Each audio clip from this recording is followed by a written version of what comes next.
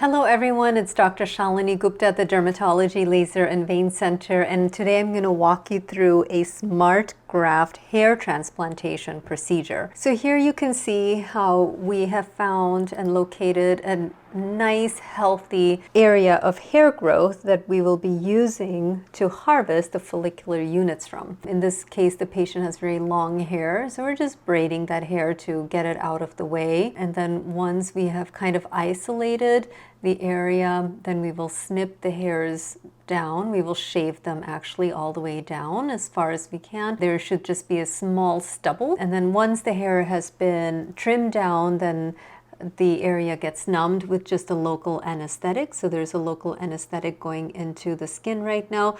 This part is pretty painless. It's primarily just lidocaine, and there is a little bit of sodium bicarb and a little bit of Kenalog. Now here the hair is being removed with this little tiny tool. So it's a 1 millimeter or smaller punch that removes each hair follicle, usually anywhere from 1 to 3 hair follicles per little puncture.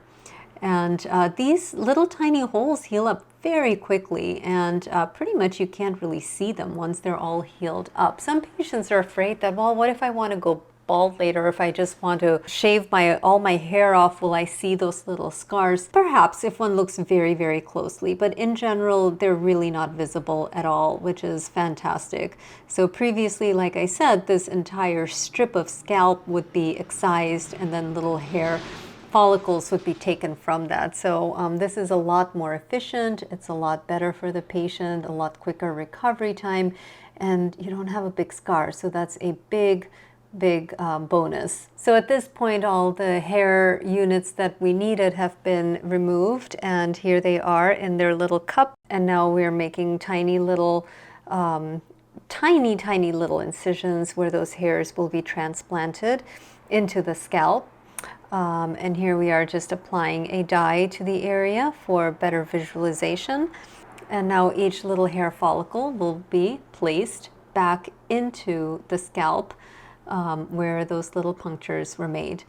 So really cute little procedure actually, and the hairs will stay in place and the scalp will heal up very quickly, and then the hairs will begin to regrow in about 3 months.